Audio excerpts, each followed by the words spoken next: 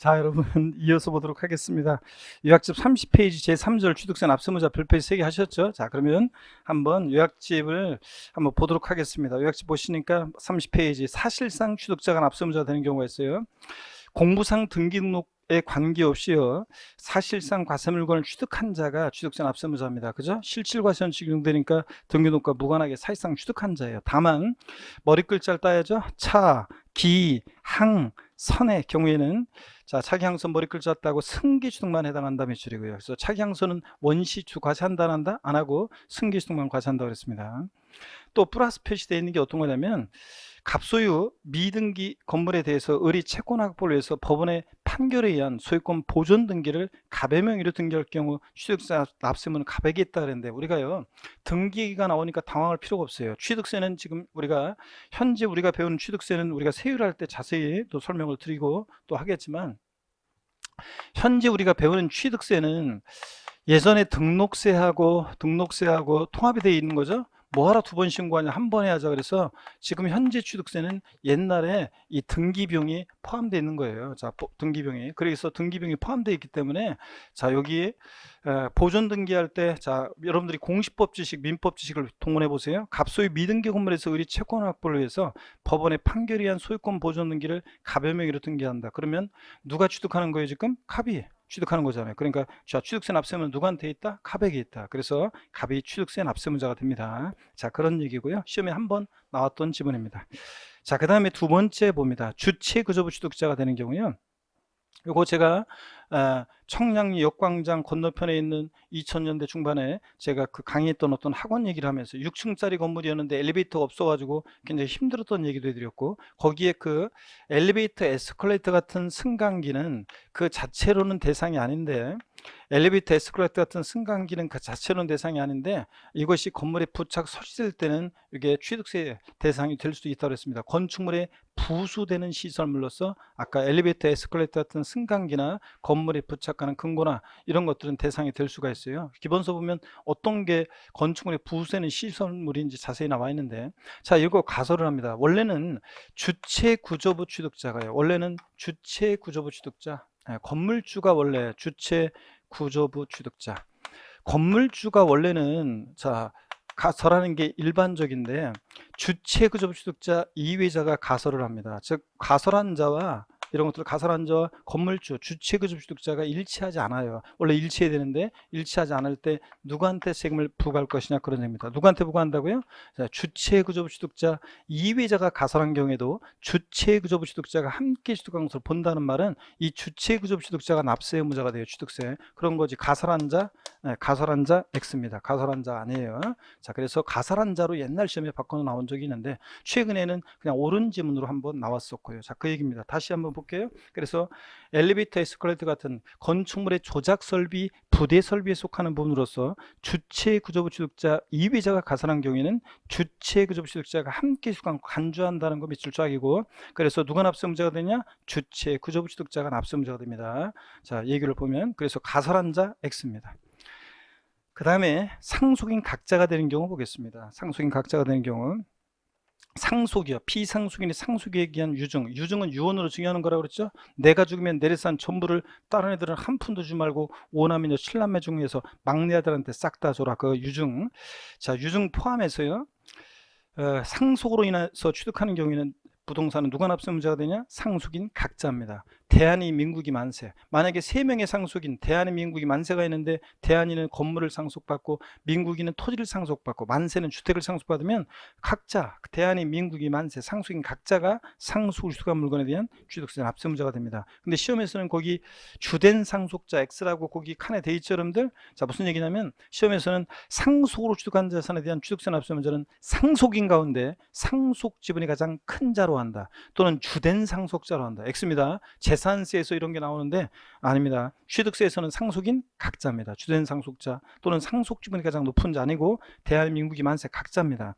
근데 거기 플러스 표시 보니까 또 체크인데 공동 상속의 경우에 연대 납세 의무가 있다. 무슨 얘기냐? 공동 상속의 경우요, 예를 들어서 부모님이 돌아가시고 집 한 채를 갑을병정 4명의 상속인들이 상속을 받아요.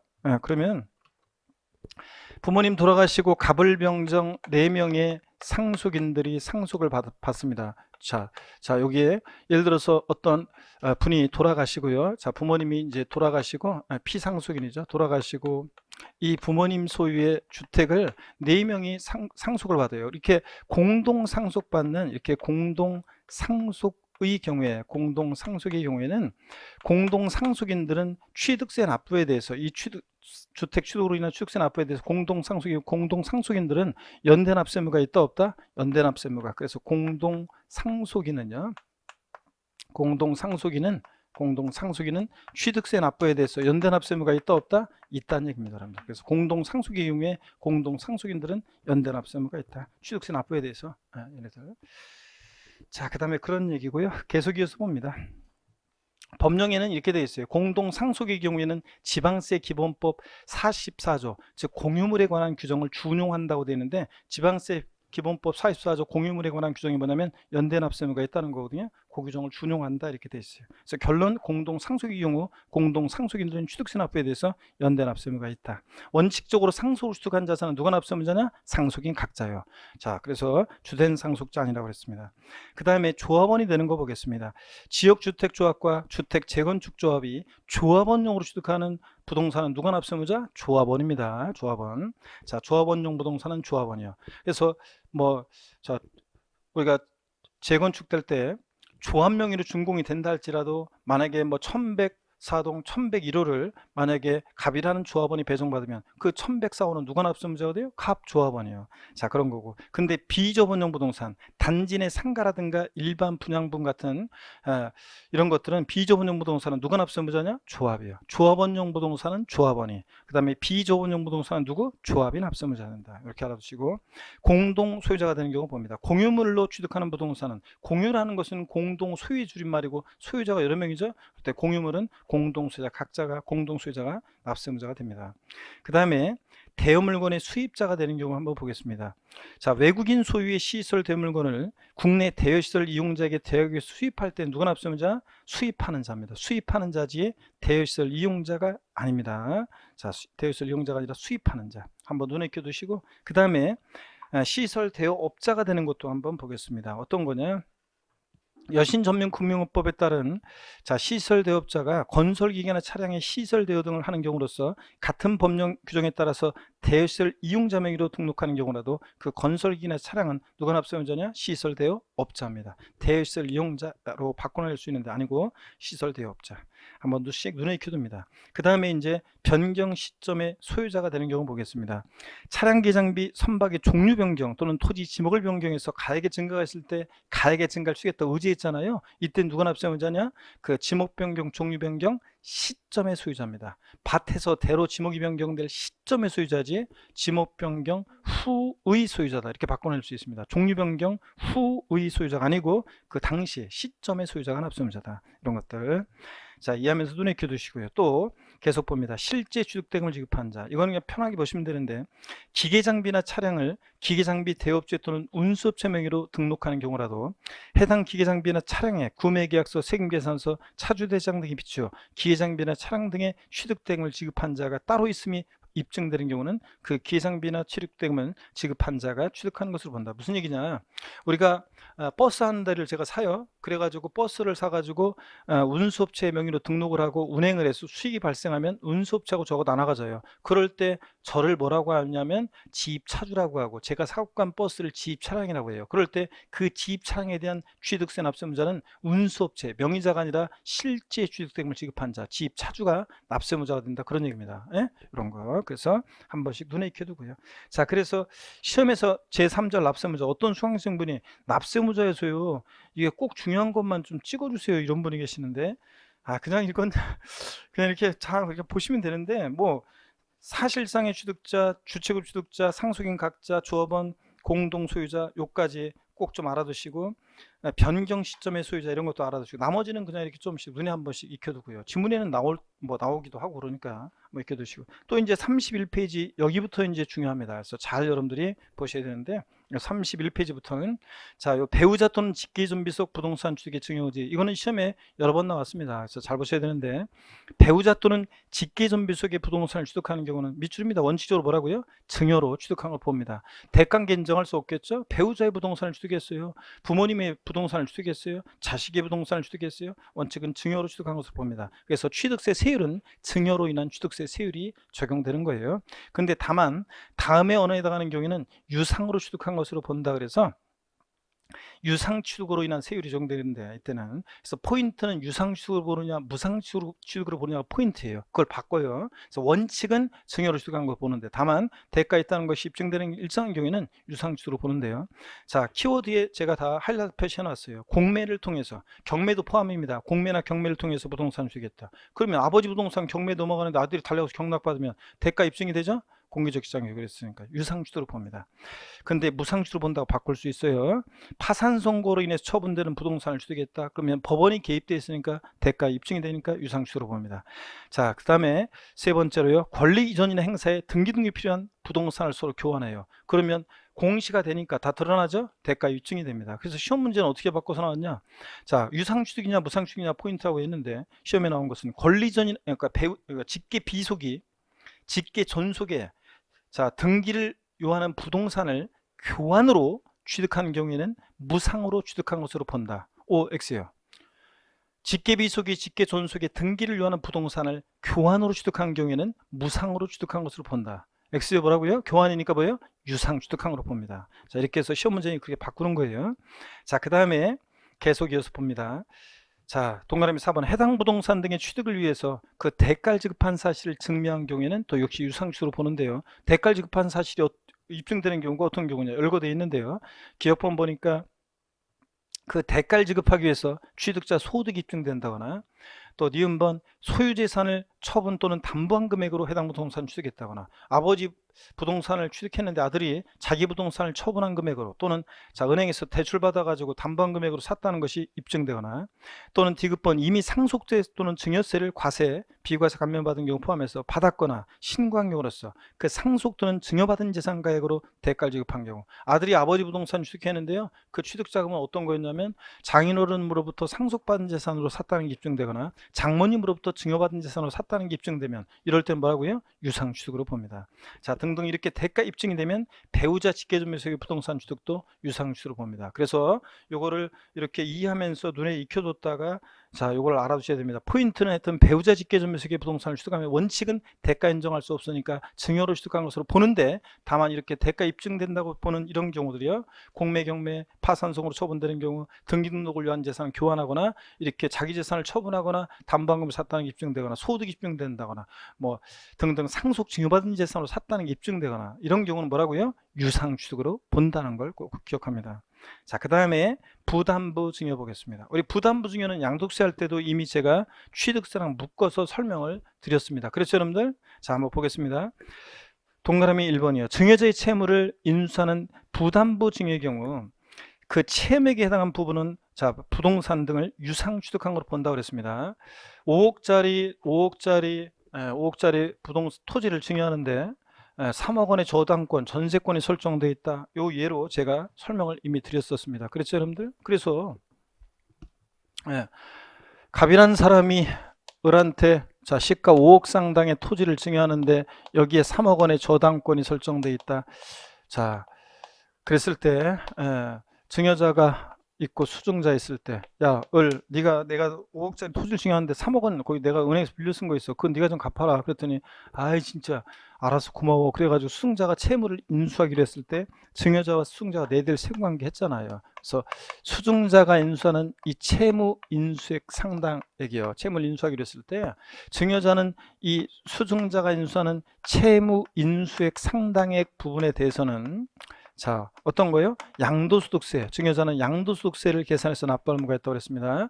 이 자, 양도소득세 양도에 해당하려면 대가 반드시 사실상 유상이전 대가를 받고 유전해야 되는데 무슨 대가를 받았냐? 자신이 갚아야 할 돈 3억 원을 수증자가 인수해서 대신 갚아주니까 3억 원만큼 증여자는 채무를 면한 대가를 받았다고 본다고 그랬죠? 그래서 사실상 유상이전으로서 양도에 해당합니다. 그래서 이 채무 인수액 상당액을 보면 증여자 입장에서 보면 이렇게 양도에 해당합니다. 채무를 면한 대가를 받았다고 봐서 대가관계 있다고 봐서. 근데 취득세 입장에서 말씀드렸잖아요. 취득세는 자, 유상무상 불문하고 과세하기 때문에 5억 전체에 대해서 취득세가 부과되는데 다만 적용되는 세율이 다르다고 그랬어요. 이 채무인수액 상당액 부분은 뭐로요? 유상 취득한 것으로 봅니다. 자, 대가 주고 취득했다는 건데, 자, 무슨 대가를 을이 갑한테 줬냐고요? 자신이 보세요.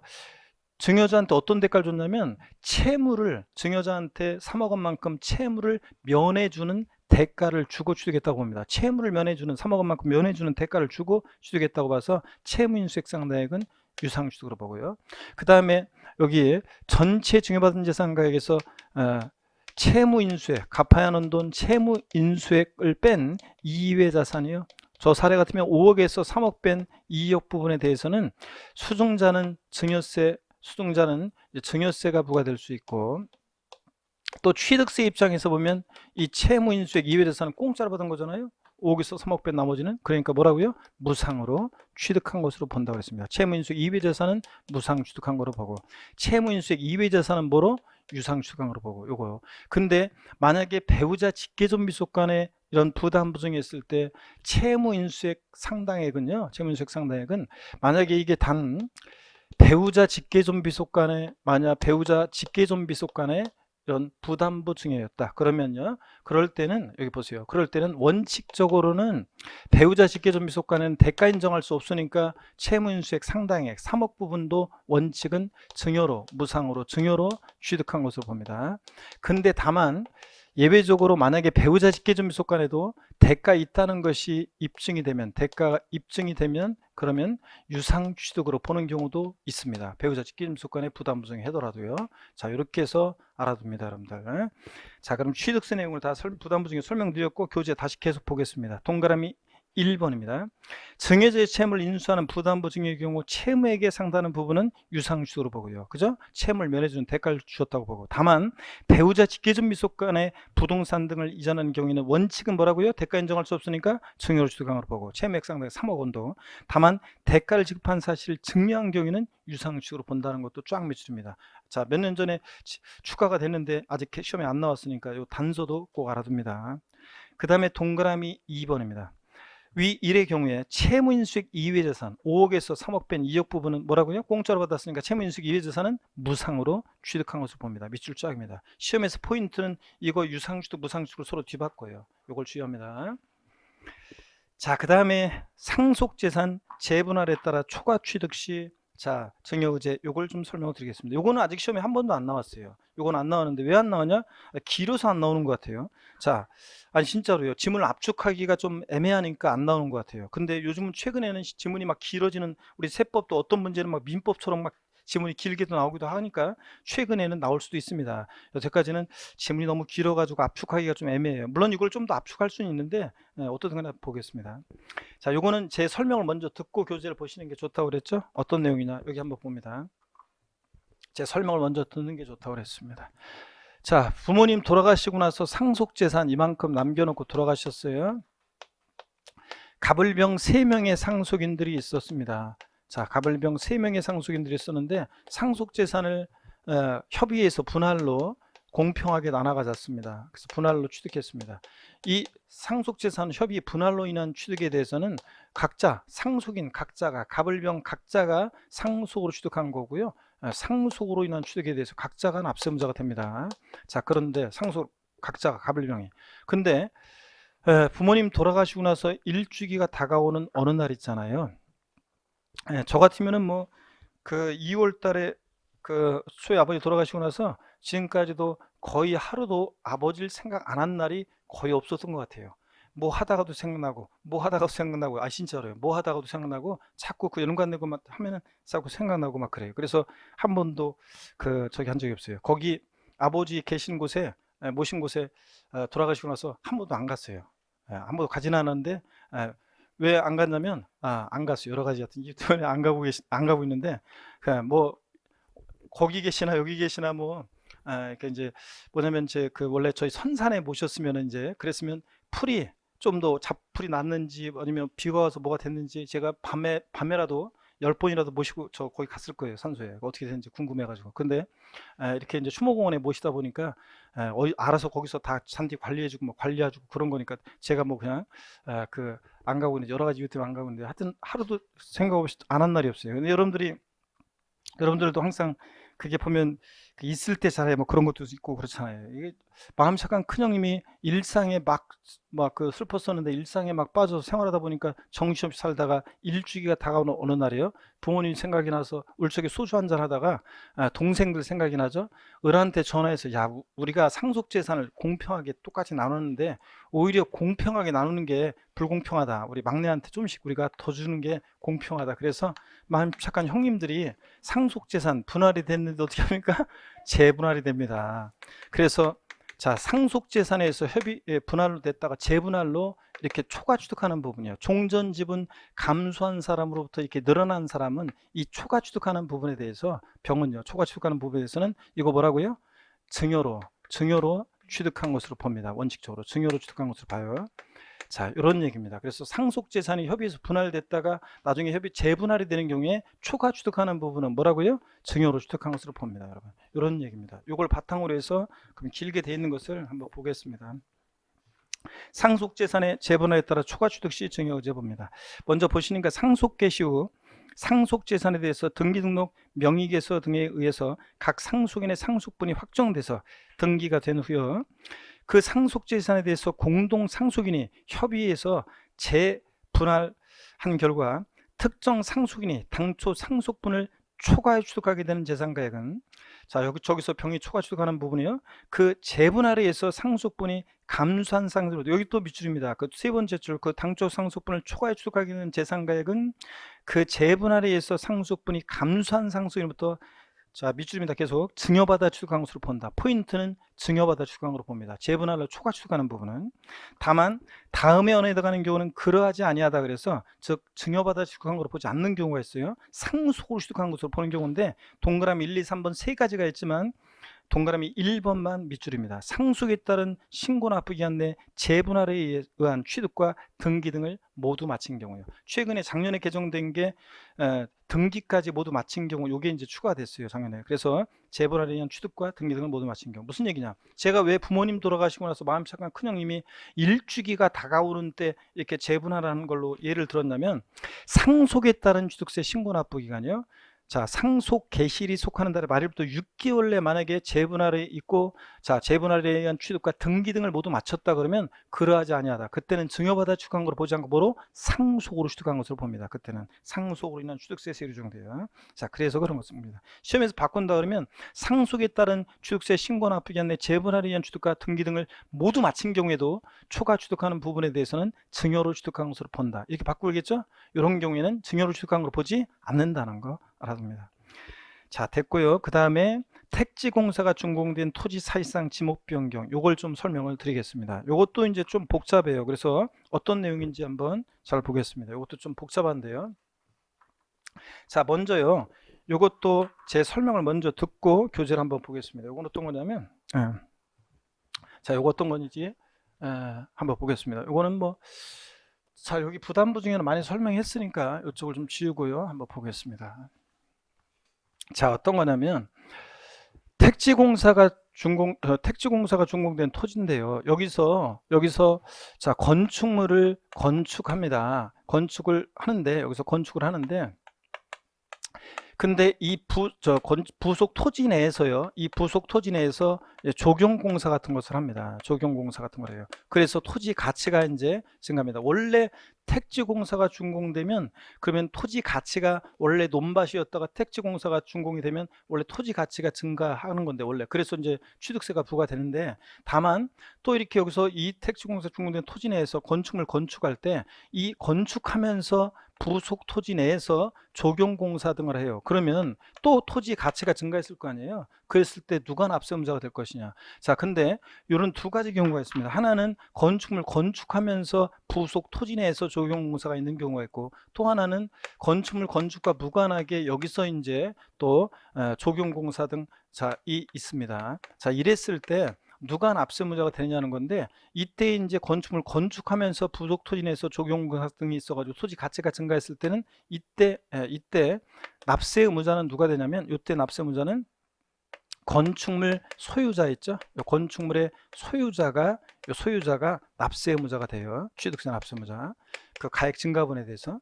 근데 요때 건축물 건축과 무관하게 여기서 조경공사 등이 있었다. 요 토지. 그럴 때는 이제 요때는 누가 납세의무자가 되냐면, 요때는 토지의 소유자가 납세 의무자가 됩니다.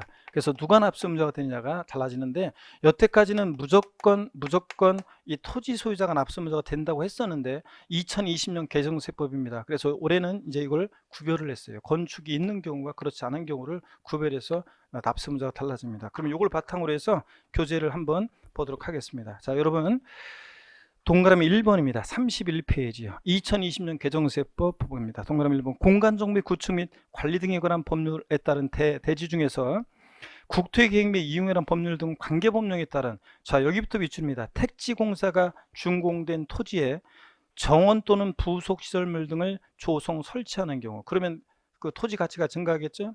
그럴 때 그 정원 또는 부속시설물 등은 토지에 포함되는 것으로서 토지 지목을 사실상 변경하는 것으로 봐서 가치가 증가할 거 아니에요. 자, 그래서 이렇게 이런 걸 설치하면, 그래서 그 누가 납세의무자냐, 밑줄입니다. 그 토지 소유자가 취득한 것으로 본다. 밑줄 짝입니다.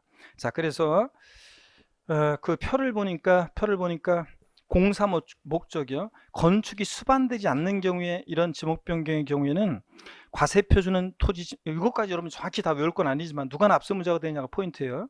자, 토지 지목 변경 공사비에서 조경공사비 등을 합한 그 금액을 과표해 가지고 이 토지 소유자가 납세의무자가 되는 거. 납세의무자가 누가 되느냐만 정확히 알아두세요. 세율은 물론 이때 간주취득으로 봐가지고 중과기준세율 특례세율이라고 해서 2%가 적용되거든요. 중과기준세율 특례세율이.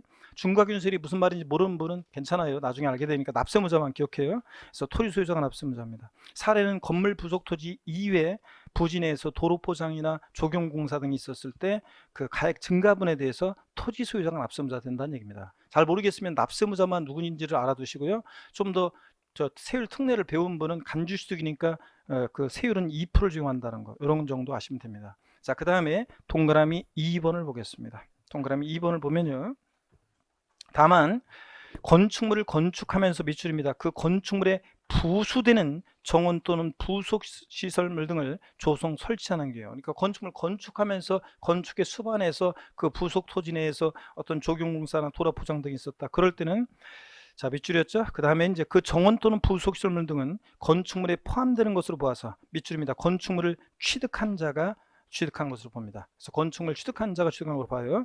그래서 넘어갑니다.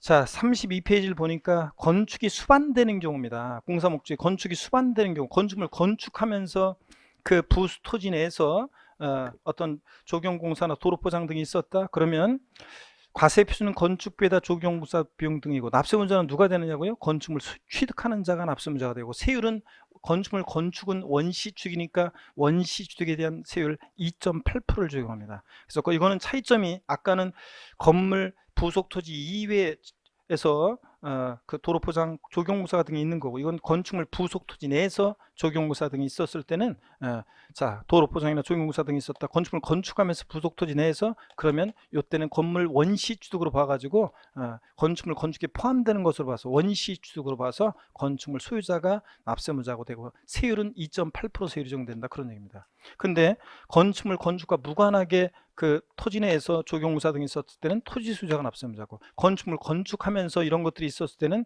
가액의 증가분에 대해서 누가 납세의무자다? 건축물 소유자가 납세의무자가 된다, 이런 얘기입니다. 자, 이렇게 해서 여러분들 한번 이렇게 보시면 되겠습니다. 대충 이해가 됩니까, 여러분들? 자, 이렇게 해서 구별해서 2020년 개정세법 내용을 좀 자세히 우리가 한번 봤습니다. 자, 그 다음에 신탁재산의 위탁자 지위전을 봅니다. 신탁재산의 위탁자 지위전이요. 자, 이건 어떤 거냐면 신탁법 규정에 따라 신탁재산의 위탁자 지위전인 경우에는 밑줄입니다. 새로운 위탁자가 신탁재산을 취득한 것으로 봅니다. 누가 취득하느냐를 잘 봐야 돼요. 위탁자 지위전에 있었을 때 새로운 위탁자가 취득하는 겁니다. 이때는 신탁재산을 취득한 것으로 봅니다. 다만 위탁자 지위전에도 불구하고 신탁재산에 대한 실질적인 소유권의 변동이 있다고 보기 어려운 경우에는 뭐 그러하지 않아요. 당연히 그렇겠고요. 자, 그래서 이것은 어떤 얘기냐면 이런 얘기입니다, 여러분. 신탁법에 의한, 우리가 신탁을 할 때 있잖아요. 신탁법에 의한 신탁을 할 때 한번 보세요, 여러분들. 신탁법에 의한 신탁을 할 때, 자, 신탁법에 의한 신탁을 한다. 자, 그러면 이런 얘기죠. 예. 믿고 맡기는 사람 위탁자, 믿고 맡는 사람 수탁자가 있습니다. 신탁법에서 신탁을 합니다. 그럴 때 이 수탁자의 취득은 취득세 과세되지 않는다고 그랬습니다. 믿고 맡은 것뿐이잖아요. 신탁계약 종료면 돌려주니까 사실상 취득이 아니라 형식적인 취득이기 때문에 취득세 과세되지 않아요.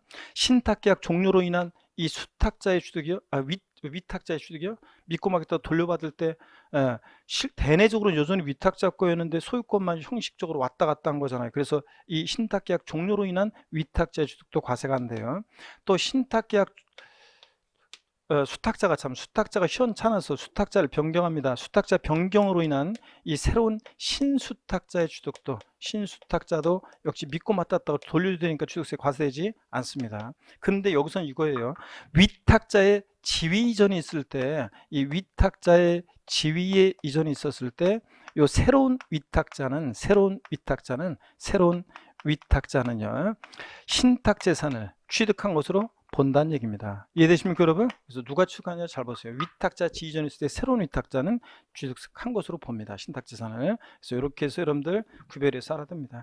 자, 그러면 됐고요. 중요한 걸 이제 다 봤고, 제4절 취득시기입니다. 취득세 취득시기는 작년에 나왔기 때문에 올해는 조금 독립한 문제로서의 출제 가능성은 낮습니다, 여러분. 그렇지만 한번 또 몇 가지 좀 살펴봐야 되겠네요. 자, 거기 봅니다. 취득 시기가 왜 의미가 있는지가 그 각주 표시에 나와 있습니다. 자, 취득세 납세는 성립 시기가 되고 또 신고 납부 안에 기산점이 되니까 의미가 있다, 그런 얘기고, 취득 시기는 취득 원인에 따라 다양합니다. 자, 그럴 때 매매 같은 유상승계 취득 원칙 언제라고요? 계약상 잔금지비를 취득시로 합니다. 근데 그 계약상 잔금지비인데 단 거기 봅니다. 그 각주 표시 2번을 보니까 단 부동산 거래 신고 등에 관한 법률 규정에서 검증받은 취득도 객관성은 있지만 헷갈린다고 국민들 취득시 언제로 했습니까? 계약상 잔금지비입니다. 예전에는 한때 법령 명칭은 달랐지만 옛날에 한때는 객관성이 있다고 그래가지고 개인간 매매인데도 사실상 잔금지비를 취득시 한 적이 있었어요. 그랬더니 일반 국민들이 어떤 때는 개인과 매매했어요. 어떤 때는 신고된 계약서를 보고 취득세를 신고 납부하고, 어떤 때는 계약서와 관계없이 사실상 잔금 지급된 때부터 취득세를 신고 납부하라고 하니까 헷갈려 안 헷갈려? 헷갈려요. 여러분들도 계약상 잔금지비라고 사실상 잔금지비 구별이 안 되는데 헷갈리는데 일반 국민들은 어떻게 구별해요? 그래서 헷갈린다고 부동산 거래 신고된 법률에 검증받은 취득도 객관성은 있지만 취득시는 언제로 한다? 계약상 잔금지비로 합니다. 사실상 잔금지비로 바꿔요. 주의하시고. 그 다음에 계약상 잔금지비 원칙인데 플러스 표시 보세요. 계약상 잔금지비 명시가 안 됐다 그러면 계약일로부터 며칠이요? 60일 경과하는 날입니다. 등기로 한다 그러면 틀려요. 계약상 잔금지비 명시 안 됐다, 계약일로부터 60일 경과하는 날을 취득시로 합니다. 예외를 봅니다. 계약서와 상관없이 사실상 잔금지비를, 실제 잔금 지급된 날을 취득시로 하는 경우요, 이건 아무 때나 인정하지 않죠? 악용의 소지를 막기 위해서 객관적 취득만 인정하는데, 자, 객관적 취득 나왔다, 머리 글자에 따서 동그라미 하셔야죠, 여러분들. 국, 수, 공, 판, 법. 거기 머리 글자에 쭉 동그라미 합니다. 국수공판법이요. 자, 머리 글자에 동그라미 하시고, 제2에서 국수공판법 나왔다, 객관적 취득이라고 그랬죠? 국가 지자체, 지자체 조업부터 취득했다. 국 동그라미죠. 예를 들어서 제가 서울특별시로부터 어떤 토지를 취득하는데 계약서상으로 잔금 지급하기로 한 날은 2020년 4월 10일인데 실제로는 4월 25일에 잔금 치르면 언제요? 4월 25일. 취득시로 합니다. 수입에 의한 취득, 수입 동그라미고, 수입 신고 필증에서 입증되니까 객관성이 있다고 봅니다. 공매나 경매 방법으로 쓰겠다, 공매 동그라미요. 자, 공매대금 경락대금 치른 날 법원에 다 기록 남아 있잖아요. 판결문에서 증명된 취득 판의 동그라미고, 판사가 시시비를 가렸잖아요. 민사소송이나 행정소송 절차에서 확정된 판결문이다, 객관성이 있습니다. 단 근데 거기 밑줄이죠. 그 플러스 표시. 단 화해, 포기, 인락, 자백간주한 경우는 어떻게 한다? 제외합니다. 판결문에서. 이게 객관성이 있다 없다? 없습니다. 화해 조소상으로 잔금 지급이 입증되는 경우에는 사실상 잔금 지급을 취득시로 한다. X입니다. 잔금 지급 객관적 증명서 소리가 안 됩니다. 미음번 법인장부에서 증명되는 취득 법의 동그라미고, 법인과의 거래로 뭘 취득했다. 법인 간의 거래로 뭘 취득했다. 법인이 계약의 일방 당사라면 그 법인의 법인장부에서 잔금지율이 입증된다고 봐서 어때요? 사실상 잔금지율을 취득시합니다. 그래서 자, 취득세, 매매 같은 유상승계 취득 시기는 스토리로 기억해요. 절 보세요, 여러분들. 어떻게 스토리로 기억하냐면 그냥 이렇게 해요. 매매 같은 유상승계 원칙 언제를 취득시해요? 계약상 잔금지일. 명시가 됐다. 계약일로부터 60일 경과하는 날. 등기일 아니에요. 계약일부터 60일 경과하는 날. 국수공판법 같은 객관적인 취득은 언제? 사실상 잔금지일입니다. 자, 그런데 나중에 나오지만 이런 날들 이전에 만약에 있다 나중에 나오지만 이런 날들 이전에 만약에 보세요. 만약에 이런 날들 뒤에 나오는 얘기인데 미리 말씀드리면 지금까지 얘기한 이런 날들 이전에 이런 날들 이전에 만약에 이런 날들 이전에 등기 등록을 했다. 이런 날 이전에 등기 등록을 했다. 그러면 언제를 취득시효입니까? 이런 날 이전에 등기나 등록을 하면 언제요? 그 등기일 또는 등록일을 취득시효합니다. 등기일이 빠르면 등기일이에요. 무조건 이런 날들보다. 등기일이 빠르면 등기일입니다. 그래서 시험에서 여러분 보세요. 작년에도 취득세 취득시 문제 나올 때 중빠른 날 이런 걸 이제 물어보고 막 그랬는데 지문에 저한테 배웠던 분들은 작년에 그랬잖아요. 우리 앞선 과정에서 물어봤어요. 저를 보세요. 개인 간 매매에 의해서 부동산을 취득하는 경우 취득세상 취득 시기는 계약상 잔금지일과 등기일 중 빠른 날이다. OX요. 개인 간 매매에서 부동산을 취득하는 경우 취득세상 취득 시기는 계약상 잔금지일과 등기일 중 빠른 날이다. OX요. 맞다 그랬잖아요, 여러분들. 원칙은 계약상 잔금지일인데 자, 그 전에 등기를 했다? 그러면 등기일이고 등기일 전에 계약상 잔금지일이 빠르면 계약상 잔금지일이고 그러니까 중 빠른 날 맞습니다. 또 질문 드립니다. 국가로부터 법인으로부터 부동산을 유상승계 취득하는 경우 취득세상 취득 시기는 사실상 잔금지일과 등기일 중 빠른 날이다. OX예요. 국가나 지자체로부터 부동산을 취득하는 경우 사실상 잔금지일과 등기일 중 빠른 날이다. 맞잖아요. 국수공판법이니까 사실상 잔금지일이고 등기일이 빠르면 등기일이고 등기일보다 사실상 잔금지일이 빠르면 사실상 잔금지일이니까 중 빠른 날. 이런 표현 맞습니다, 여러분들. 이런 응용력을 발휘해야 한다고 그랬잖아요. 작년에도 이런 표현들이 시험에 나왔었는데 자, 그런 얘기고 그 다음에 32페이지 요약집 맨 아래 동그라미 3번입니다. 32페이지 3번 보세요. 어떤 얘기냐. 해당 취득 물건을 등기 등록하지 아니하고 여기가 포인트라고 했죠. 하이라이트 표시 되어 있는데 밑줄입니다. 여기가 포인트예요.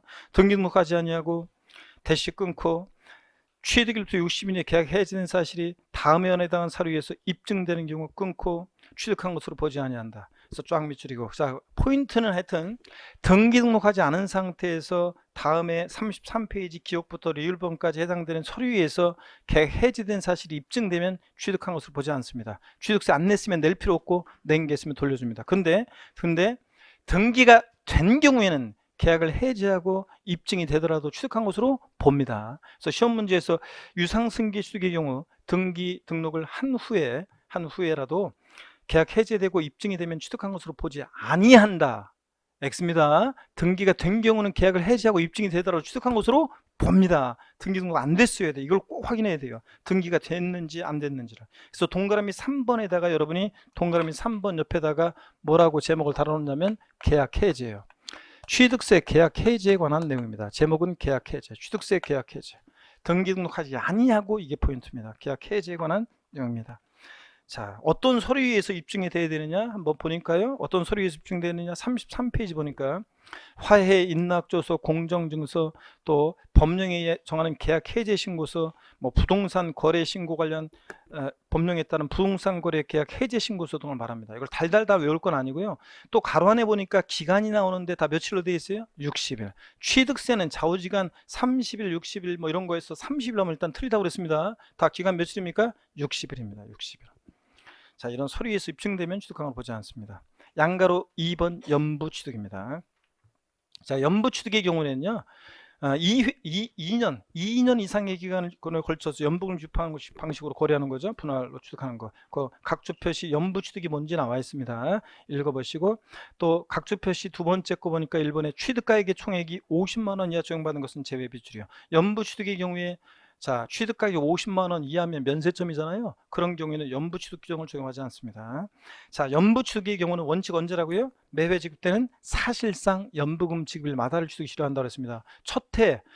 총 연부금액 50억짜리 거래인데 매년 10억 원씩 5년의 기간에 걸쳐 연부금 지급 방식으로 거래했을 때 첫 해 연부금 지급일이 계약서상으로는 2020년 5월 10일인데 실제로는 5월 25일 날 치러지면 5월 25일, 사실상 연부금 지급일을 취득 싫어합니다. 계약상 연부금 지급이 아니라는 걸 주의합니다. 예외적으로 연부금을 완불하기 전에 등기일에 에 따르면 언제요? 그 등기일에 일시 취득한 것으로 보고요. 하여튼 연부취득은 포인트는 매회 지급되는 사실상 연부금 지급일이라고 그랬습니다. 자, 개념 완성 과정까지는 제가 자세히 설명드렸었는데 오늘 결론만 말씀드립니다. 양가로 3번 봅니다. 무상승계 취득입니다. 증여 같은 무상승계 취득은 언제라고요? 계약일을 취득 싫어합니다. 증여는 낙성분류시 계약이라고 했잖아요.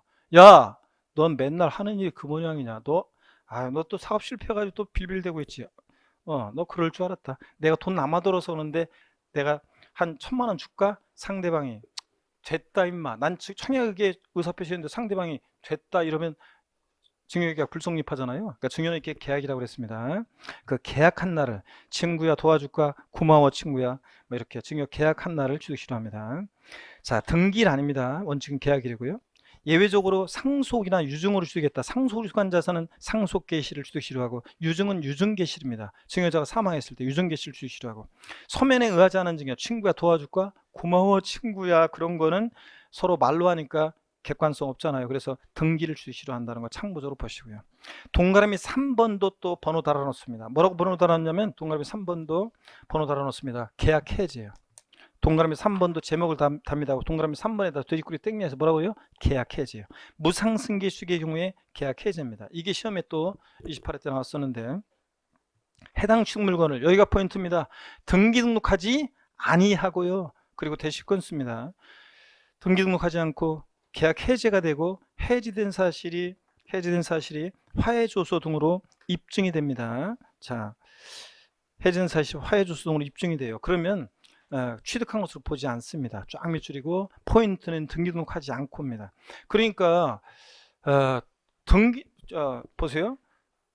등기가 된 후라도 계약 해제가 있고 해제된 사실이 화해조서로 입증되면 취득한 것으로 보지 아니한다. X입니다. 등기가 된 경우는 계약 해제하더라도 입증이 되더라도 취득한 것으로 본다는 거 똑같습니다. 옛날에는 유상승계 취득의 계약 해제와 무상승계 취득의 계약 해제가 달랐는데 지금은 똑같아요. 꼭 여러분들이 알아둡니다. 자, 그 다음에 계속이어서 봅니다. 어떤 서류에서 입증이 돼야 되느냐? 기억니은 지급번이요. 화해인납조서나 공정증서, 계약 해제 신고서 등으로요. 자, 그 유상승계 취득의 계약 해제와의 차이점을 보면 유상승계 취득의 계약 해제서는 계약 해제 입증 서류는 4가지죠. 기억니은 디귿 리을번까지 있잖아요. 근데 무상승계 취득의 계약 해제는 기억니은 디귿까지밖에 없어요. 리을번이 없어요. 그래서 차이점이 있다는 거 한번 참고적으로 알아두시고 가면 되겠습니다. 자, 그러면 34페이지로 넘어갑니다. 넘어가시니까 34페이지에 양가로 4번입니다. 등기일 또는 등록일. 자, 지금까지 쭉 봤던 취득식이요. 유상승계 취득, 연부 취득, 무상승계 취득 같은, 자, 지금까지 봤던 요거에서요. 취득시기에서 취득일 전에, 지금까지 그 취득일 전에 등기 등록을 먼저 했다 그러면 언제라고요? 등기일 또는 등록일입니다. 밑줄 쫙이요. 자, 등기일이 빠르면 등기일이라는 거. 그 다음에 그래서 여러분이요. 증여 같은 무상취득의 경우에 계약일과 등기일 중 빠른 날이다. OX요. 증여 같은 무상취득의 경우 계약일과 등기일 중 빠른 날이다. X 여러분들?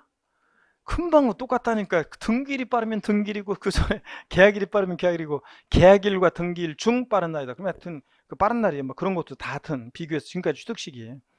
자, 그 다음에 동그라미 2번을 보겠습니다. 민법 중에 따른 제3분할로 인한 취득의 경우 그 취득 물건의 등기일 또는 등록일 취득을 본다. 작년 시험 지문에 장신용으로 나왔던 건데 제3분할로 인한 취득의 경우는 언제라고요? 등기일 또는 등록일 취득을 봅니다. 옳은 지문으로 나왔었는데 옳은 지문으로. 자, 그래서 남편에서 4명의로 등기한 날, 남편의 4명의로 등기한 날입니다. 제3분할로 인한 취득은 등기일이다. 자, 남편의 4명의로 등기한 날이다. 작년 시험 지문에 나왔었고요. 그 다음에 양가로 5번 보겠습니다. 자, 건축물 건축 또는 개수에서 취득하는 경우 봅니다. 양가로 5번. 건축물을 건축하거나 개수해서 취득했다. 원칙 언제냐고요? 사용승인서 내주는 날입니다. 양도소득세는 사용승인서 교부일, 취득세는 사용승인서 내주는 날이고, 이것과 사실상 사용일을 비교해서 빠른 날입니다. 밑줄 쫙이요. 건축물 건축하는 개수 취득했을 때. 근데 그 각주 표시를 보겠습니다. 사용승인서 내주기 전에 임시 사용승인을 받았다. 임시 사용승인을 말하고, 임시 사용승인서를 받을 수 없는 건축물의 경우는 사실상 사용이 가능한 날을 말합니다. 자, 그 다음에 동그라미 2번 보겠습니다. 도시발법에 따른 개발사업이나 도정법에 따른 정비사업으로 건축한, 이건 주택입니다. 주택을 도시개발법 규정이나 환지처분 또는 도정법에 따른 소유권 이전으로 취득하는 경우에는 준공검사 증명서나 준공인가증 등을 내주는 날과 사실상 사용일을 비교해서 빠른 날로 합니다. 이것도 밑줄 쫙입니다. 여러분. 도시개발사업은 정비사업으로 건축한 주택의 경우에 취득식입니다. 예전에는 이게 소유권 이전 고시의 다음날 환지처분 공고의 다음날이었었는데, 이걸 이제 준공 시점으로 좀 당긴 거예요. 이거를. 그래서 준공검사 증명서, 준공인가증 등을 내주는 날이라는 거. 과 사실상 성일 중 빠른 날이고. 동그라미 3번을 보겠습니다. 주택조합 등의 비조본용 토지의 취득식입니다. 자, 그럴 때 기억본 봅니다. 밑줄이요. 주택법에 의한 주택조합이 취득할 때, 비조본용 토지를 취득할 때는 사용검사 받은 날입니다. 그러니까 동그라미 1번은 일반적인 건축 또는 개수에 취득하는 경우고, 2번은 개발사업이나 정비사로 건축한 주택의 경우 취득식이고, 주택의 동그라미고, 3번은 비조본용 토지를 취득하는 거예요. 그러니까 어떤 걸 취득하는지 구별해야 됩니다, 여러분들. 예? 자, 그래서 3번은 비조본용 토지를 취득할 때, 주택법에 의한 주택조합이 취득할 때는 언제라고요? 사용검사 받은 날. 이건 다음 날 아니에요. 사용검사 받은 날. 그 다음에 또 니은번이요.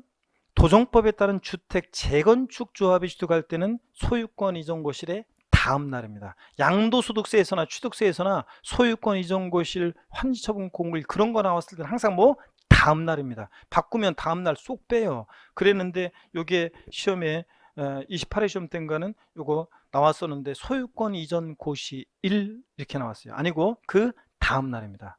항상 요거 하고. 근데 주택조합이 비조본용 토지를 취득할 때는 사용검사 받은 날이에요. 이거 사용검사 받은 날은 다음 날 아니에요. 소유권 이전 고시일이 다음 날이고.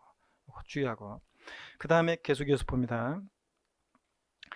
양가로 6번을 보니까 토지 지목 변경입니다. 토지 지목이 사실상 변경된 날과 공부상 변경된 날 빠른 날입니다. 옛날에는 이게 원칙 사실상 지목 변경일, 불분명하면 공부상 지목 변경일인데, 지금은 동등한 위치에서 빠른 날입니다. 밑줄 쫙이요. 자, 그리고 예외 이해하시면 되는데, 토지 지목 변경 이전에 사용하는 부분이 있다? 그럼 사실상 사용한 날 이거고, 원칙을 잘 기억합니다. 빠른 날. 그 다음에 양가로 7번, 작년에 이게 정답집으로 나왔었는데, 매립간촉으로 인한 토지 원시 취득은요, 원칙 잘 기억하라고 했어요. 제가 작년에도 공사준공 인가일입니다. 공사준공 인가. 근데 시험에서는 어떻게 바꿨냐고요? 등기일로 바꿨어요. 등기일이 아니라 매립간촉으로 토지를 원시 취득한 경우에는 등기일이다. 아닙니다. 공사준공 인가일입니다. 공사준공 인가일. 공사준공 인가일 전에 뭐 했다? 그날이요. 사용승낙 받으면 사용승낙, 허가 받으면 허가일. 이렇게 해서 원칙 잘 기억하면 된다고 그랬습니다. 작년에도 공사준공 인가일입니다. 자, 그러니까 등기일 아니라는 거, 이런 것들 주의합니다. 이렇게 해서 오늘 취득 시기는 이렇게 요 정도 이렇게 보도록 하겠습니다. 자, 그리고 다음 주에 이제 취득세 과세 표준 세율, 다음 주가 또 중요하네요, 여러분들. 다음 주에 그러니까 지방세에서 어렵다 그러면 취득세 세율 부분이 어려운 거고, 과세표준과 세율 부분이 어려운 거고, 그 다음에 또 재산세에서 또 토지용 부분이 어렵고요. 지방세는 그 두 개 부분만 넘으면 나머지는 자꾸 눈에 그냥 익히시면 되는 거고요. 자, 그래서 다음 주에 여기를 또 보도록 합니다. 오늘 장시간 또 고생 많으셨고, 다음 주에 씩씩한 모습 여러분 다시 뵙겠습니다. 여러분 고맙습니다. 수고하셨습니다.